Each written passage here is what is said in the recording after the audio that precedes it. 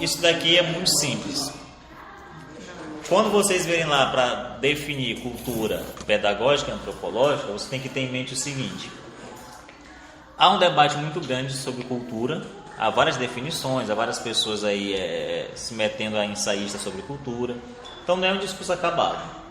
Mas há uma definição muito boa, pelo menos eu acredito que seja, dada pelo filósofo Olavo de Carvalho, né? Ele dá duas definições. Por quê? De um lado se diz que tudo é cultura, né? Qualquer tipo de ação humana é cultura. E aí, entrando nisso aí, a cultura não tem nenhum critério. Tudo que o homem produz é cultura. Tudo que o homem produz é cultura. Nesse sentido, um quadro, uma obra de arte, uma música seria cultura, independente da qualidade da coisa. Mas também coisas ruins, como crimes, tráfico, pedofilia. Isso é produto humano. Então é uma definição problemática essa de que tudo que o homem produz é cultura.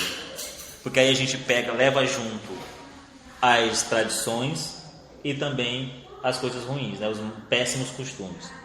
Aí vai ter o bumba-boi e o assassinato, sendo cultura. Então, isso aí seria cultura no sentido antropológico da coisa. Então, cultura antropológica é aquilo que serve de material de estudo. Por isso que é antropológica, porque os antropólogos estudam sobre isso.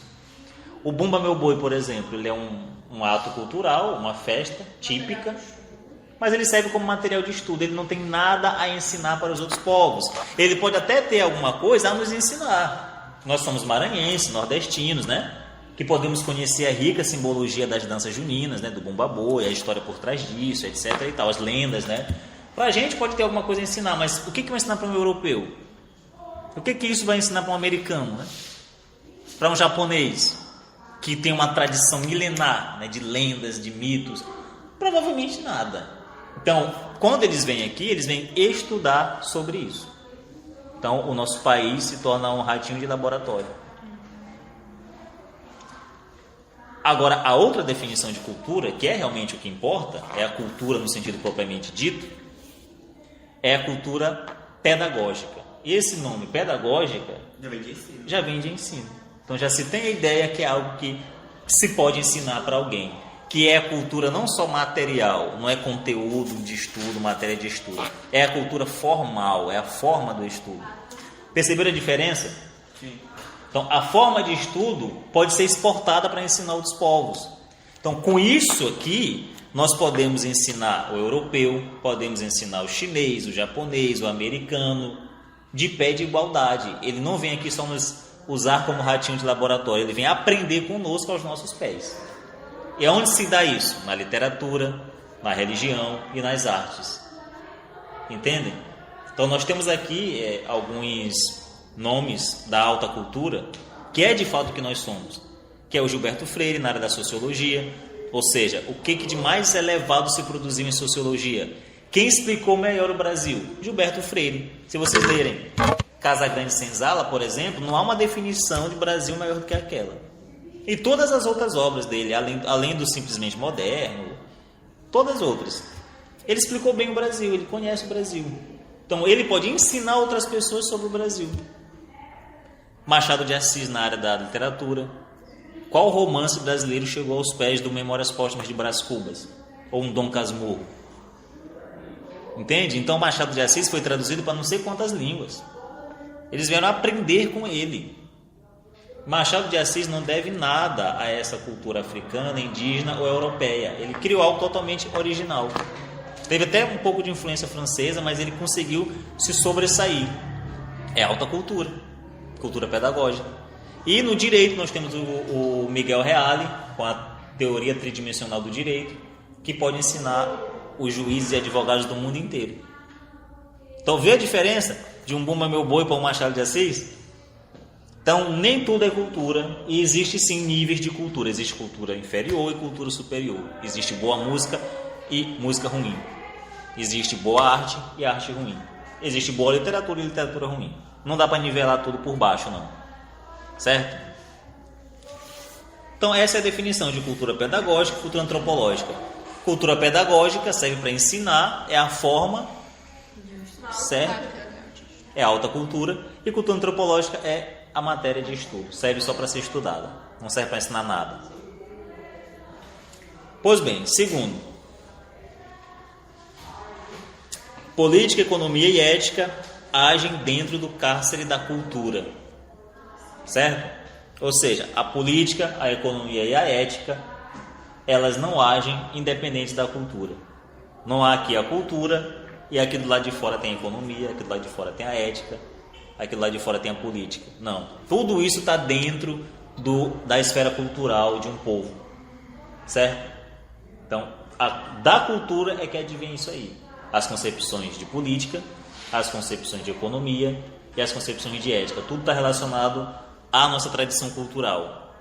Então, se temos uma cultura decadente, nós teremos uma economia decadente, uma política decadente e uma ética decadente. Olavo, de modo sumário e brilhante, colocou tais fatores em seus devidos lugares. Ele abriu o artigo Orgulho do Fracasso, publicado em 27 de dezembro de 2003, com o seguinte parágrafo. Abre aspas.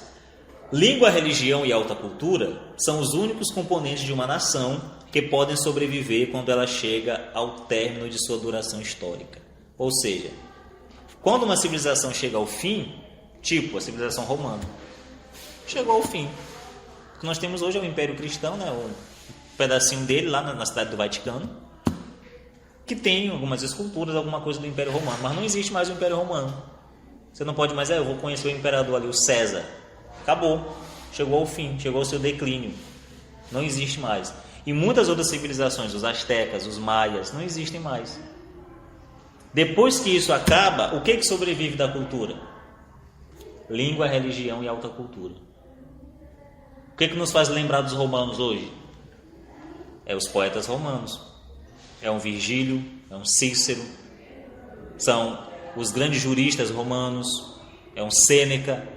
É isso que nos faz lembrar. Então, é a literatura, a boa literatura. Certo? Por quê? Porque são os valores universais que, por servirem a toda a humanidade, e não somente ao povo que se originaram, justificam que ele seja lembrado e admirado por outros povos. Pronto, é o que eu acabei de falar. Agora há pouco sobre alta cultura. A língua, a religião e a alta cultura são os valores que podem ser ensinados a outros povos. Então nós podemos ainda hoje aprender com Virgílio. Nós podemos ainda hoje ler a Eneida, ler Bucólicas, que são grandes poemas, grandes obras do Império Romano, do poeta romano. Então, por que é uma grande obra? Porque ela não ficou limitada a Roma. Vocês estão sacando? Ela está falando com toda a humanidade. Ali tem coisa que dá para ensinar todo mundo. É como o Machado de Assis aqui. Tem coisa do Machado de Assis que dá para ensinar todos os povos em todas as épocas. Ele não se limitou a falar do Brasil, do Rio de Janeiro, ou coisa desse tipo.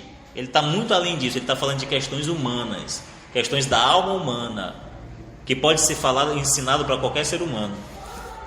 Pois bem,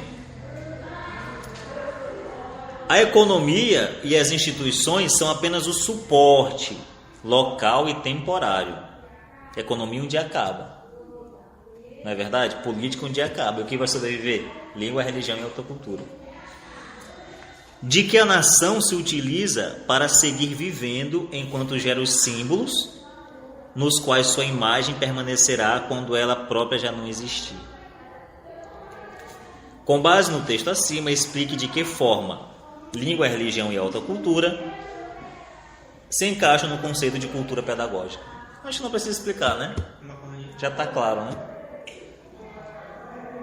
Ah tá, e por que são mais importantes que a economia e as instituições? Porque elas vão permanecer quando a própria economia não existir mais, quando as instituições não existirem mais. O Congresso não vai mais existir, o Ministério Público não vai mais existir, saca? Mas aquilo que nós produzimos de alta cultura, de cultura pedagógica, vai continuar existindo, mesmo quando o Brasil não existir mais. Se acontecer amanhã um apocalipse zumbi e tudo for destruído, se acontecer amanhã um apocalipse zumbi e nós tivermos que reconstruir a civilização, não, se a nossa civilização for dizimada amanhã, o que vai ser lembrado vão ser não as instituições, né? Mas o que nós produzimos de alta cultura. Machado de Assis vai continuar sendo lembrado. Muito bem, é isso. Tá, explique o terceiro, né? Explique por que a definição de cultura... explique por que a definição de que cultura é somente o que dá testemunho do modo de vida de um povo é problemática. Isso eu já expliquei no começo da aula. É problemática porque se nós formos usar essa definição, nós vamos ter que dizer que o jornal do Itaquibacanga é cultura. Porque ele dá testemunho de um modo de vida de um povo, né? Dos assassinos que moram naquela região. Então não dá para usar essa definição, não. É uma definição muito problemática, porque nem tudo que o homem produz é cultura. Nem tudo que dá testemunho do meu modo de vida é cultura. Alguma pergunta? Há uma definição, que eu acho que é a definição vigente, sobretudo no Rio de Janeiro, né? Que diz que o funk carioca é cultura, que diz que tudo aquilo que dá testemunho de um modo de vida de um povo é cultura. Só que essa definição ela tem um problema. Qual? Se eu for dizer que tudo que dá testemunho de um modo de vida de um povo é cultura, eu vou dizer que os crimes são cultura, que os assassinatos são cultura, os roubos e por aí vai, entendeu? A falta de educação do povo, a ignorância do povo. Porque o funk carioca faz apologia disso? Não na sua totalidade, mas na maioria sim. Certo? Então a gente ia ter que colocar muita coisa aí ruim como cultura. E isso é assim, funk carioca é cultura? Sim, é considerado sim, pela lei. Pois bem, tudo claro até aí, né? Tem certeza, gente?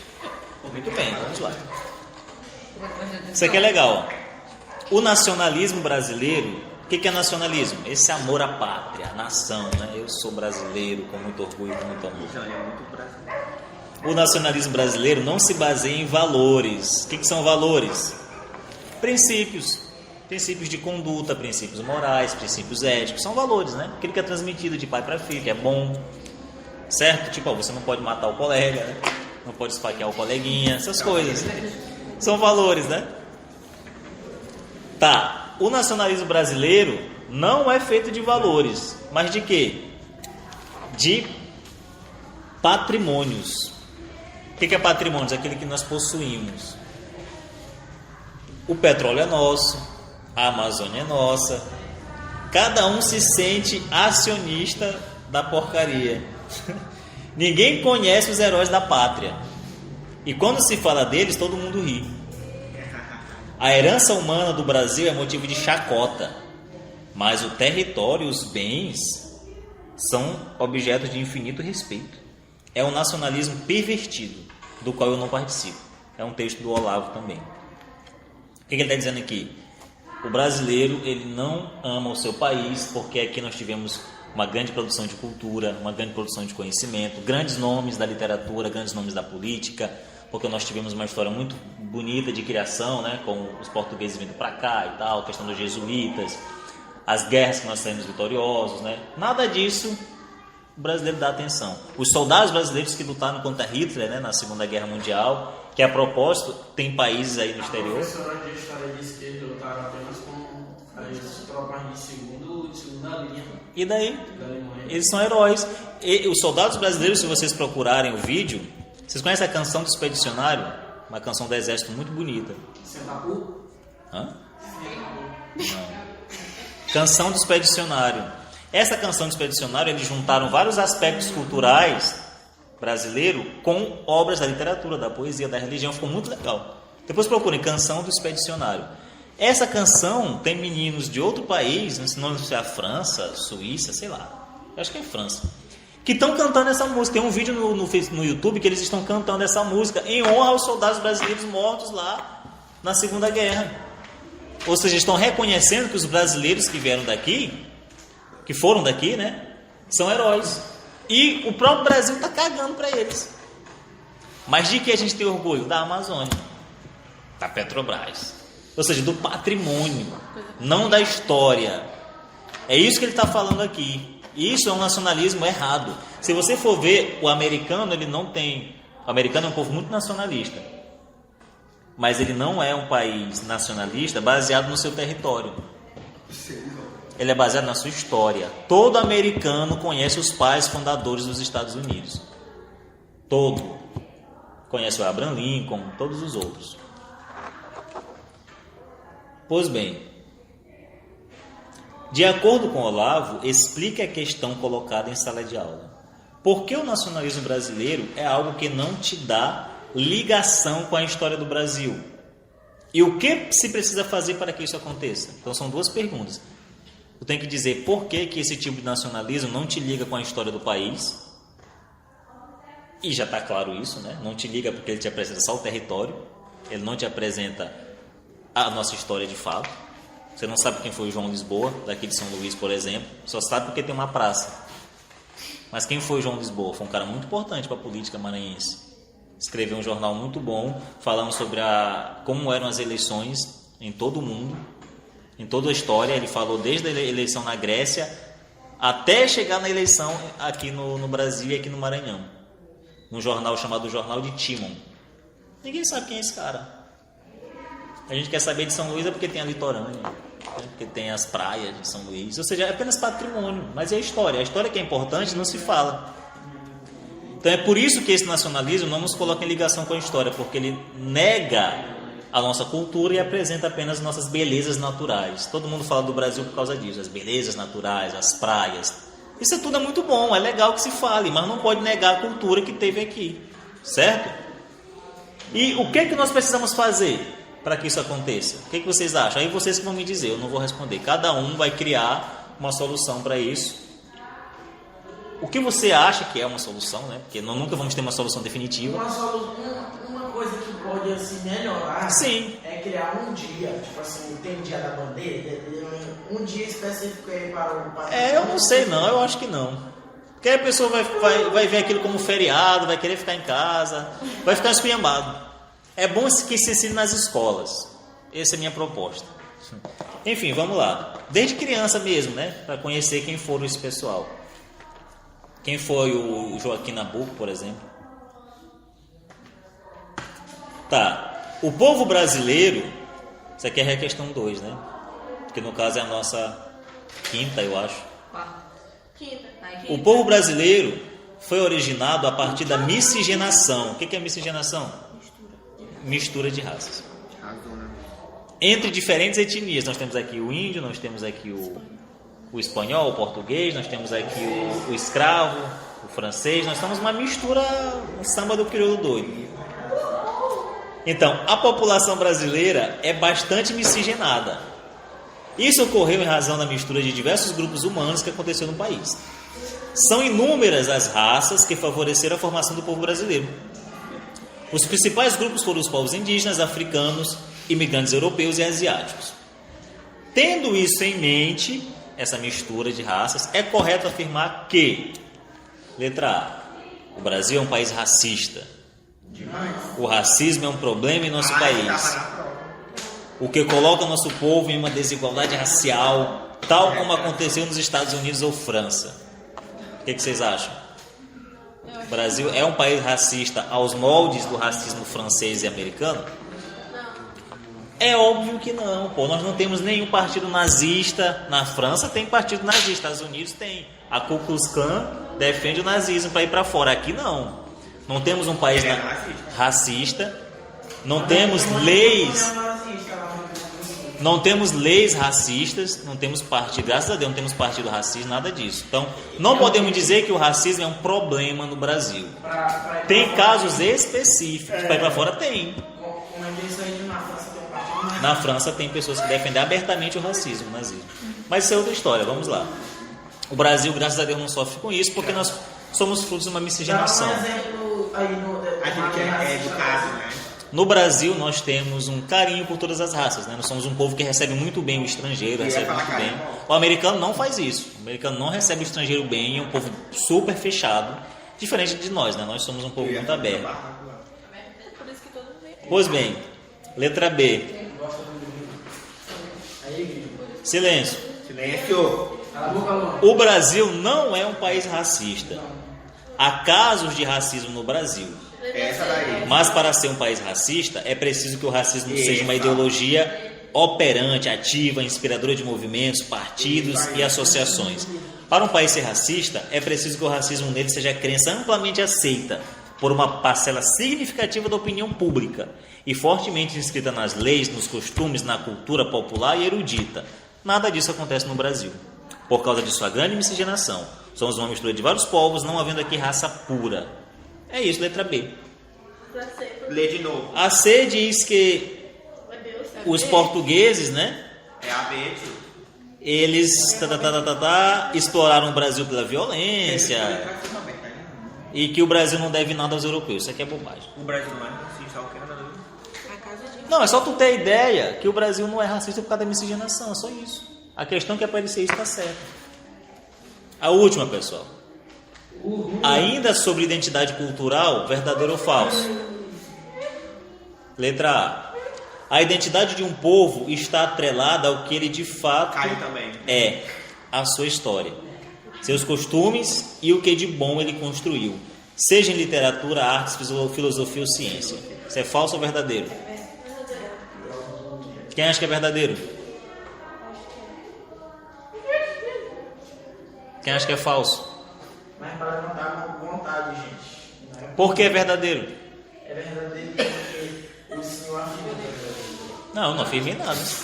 Não, o senhor votou. E o senhor tem conhecimento. Eu não votei. Fez isso, senhor, não posso. Ah, eu tava perguntando. Ah, tá. Quem acha que é verdadeiro? Por quê? O que foi que você disse aí? A identidade de um povo está atrelada à sua história, seus costumes e o que de bom ele É produziu. verdade, sabe por quê? Porque a nossa história é tipo assim, conhecer a nossa história. A nossa história passada é consequência do presente. Então é bom a gente conhecer isso, está muito atrelado. Ao que nós somos. Tá certo? É verdadeiro, né? Sim, eu te ajudei, mas tá bom. Tá, ou a outra aí, ó. Cultura é somente um modo de viver. Logo, qualquer forma de expressão de um povo Não, pode ser considerada uma falso. manifestação cultural. Conhecer nossa história nos coloca em contato com o passado e com o futuro. Deve-se manter a continuidade, repetir o que deu certo e rejeitar o que deu errado. Muito bem. Sim. Devemos rejeitar o que deu errado e manter o que deu certo. Aprender com o passado, entendeu? Não podemos fazer uma ruptura com o passado. Tem que fazer uma ruptura com o que deu errado. E já nem faz ao Certo? contrário. Tem que aprender com o passado. Não precisamos do conhecimento do passado. Temos que viver sempre visando o futuro, criando novos conhecimentos que vão sempre descartar os antigos. Platão nada tem a nos ensinar, nem Aristóteles, nem Camões. E aí? Óbvio que é falso, né, gente? A gente tem que aprender com os filósofos do passado. Então, é basicamente isso. Vocês acham que vocês dão conta? Sim. Qualquer dúvida, vocês vão lá no grupo do WhatsApp, mandem pra mim áudios, pode ser em PV também. Sim. Pode ser em PV também. Não hesitem de perguntar. Tu vai botar mais perguntas? Acho que não. E na de filosofia? É sério, não hesitem de perguntar não, pô. E na de filosofia, professor? Mandem esses áudios que vocês estão gravando no grupo também. Pra mandar? Que horas são? Que horas são? Que hora sai? 6h30. Ah, tá bom. Podemos ir. Pessoal, boa sorte.